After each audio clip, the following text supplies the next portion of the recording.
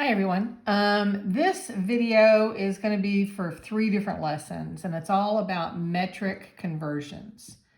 And so I've got problems. You're just going to be doing a few problems in each section, but it's pretty straightforward with how to do this. I think it's actually easier than anything, much easier than customary conversions. So let's just get started. I'm going to have you watch the brain pop because that actually gives you some great information on how to do that. But I want to show you again how this works. So they talk about this mnemonic device here, KHDUDCM. And let's just see what this means. The K, we usually have that stand for king. And then we've got Henry. So King Henry is for the H.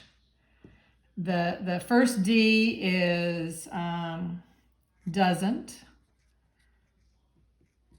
The U is for usually. The second D is for drink. The C is for chocolate. And then the M is for milk. So the first letter of this sentence right here, it stands for these letters. King Henry doesn't usually drink chocolate milk. And let's just talk about what those different, what those mean. So the mnemonic device you're going to use to remember it is King Henry doesn't usually drink chocolate milk.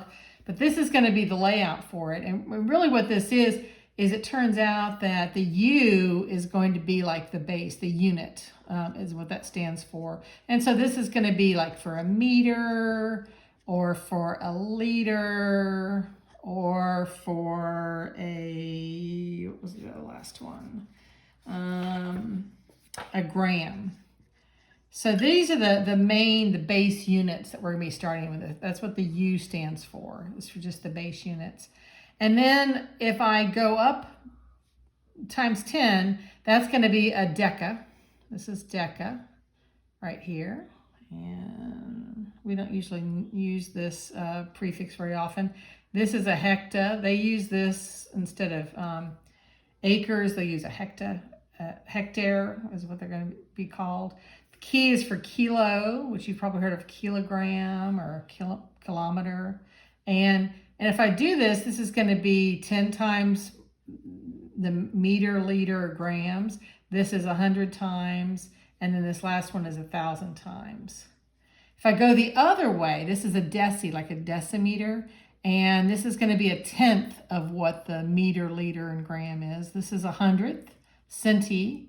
And then the last one is milli, which is 1,000th, the size of the unit.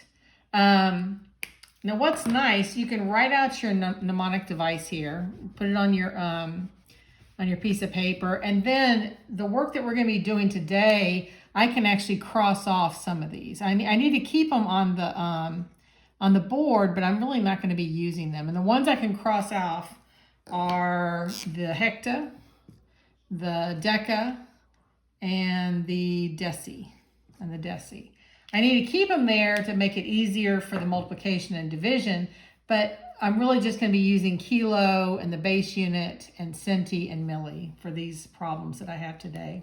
So let's say that I'm given an example. Let's say that I'm given that I have I've been given that I have 100 centimeters, and I want to turn that into kilometers. So I have 100 centimeters, and I want to try to find out how many kilometers that is. I want to try to find out how many kilometers. So I'm starting off right here at 100. And if I move this way, then I've got to change my decimal point. I've got to make it smaller. I'm going to go to the left. And so my decimal point's understood to be right there. And what I'm going to do is I'm going to move it how many places until I get to kilo. So I end up having to move it 1, 2, 3, 4, 5 times. 1, 2, 3, 4, 5 times. Put a period right there and then put zeros there. And notice that my new number then is going to be 0.001 kilometer. And that makes sense because it should be a really small number because kilometers are huge, right? And so 100 centimeters is going to be a really small kilometer. let me give another example. Let's say that I have 54 grams, and I want to turn that into milligrams. I want to turn this into milligrams. So 54 grams is going to be right here in the center, because that's the grams is going to be the unit. And I'm moving it 1, 2, 3 times. So I've got this 54, my understood decimal point is right there. And because I'm moving towards the right now, I'm going to move my decimal point to the right. So 1, 2, 3, put zeros in between, put my new decimal point there. So I have 54,000 milligrams. 54,000 milligrams. So just by going to the right 3 times allowed me to go and find out how many I had there. All right, let's do another example. Let's do, I've got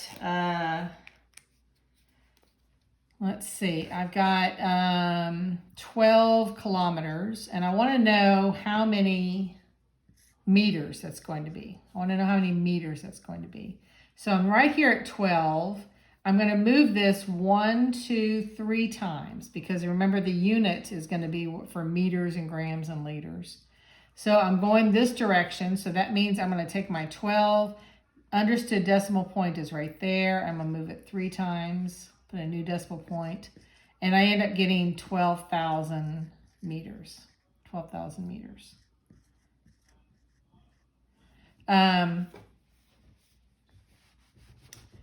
One more problem here. Let's do, let's say I've got 5,000 milliliters, and I want to know how many kiloliters that is. So I'm trying to find milliliters to kiloliters, okay? So I've got 5,000 at this point right here. I'm going to move this 1, 2, 3, 4, 5, 6 times. So here's my 5,000, and I'm moving it to the left 1, 2, 3, 4, 5, 6 times. Understood decimal points right there, so I'm going to go 1, 2, 3, 4, 5, 6. Put a new decimal point, fill in the zeros there. So I have 0.005 kiloliters at that point. 0.005 kiloliters. All right. I'm hoping this helps. If not, read the beginning of the chapter for each of these, and it'll tell you ways of looking at it. You can also message me if you want me to go over some of this, and we can talk about it. Do the problems, though, if you can, on that I've listed on 3 different pages, and I will talk with you later. Good luck.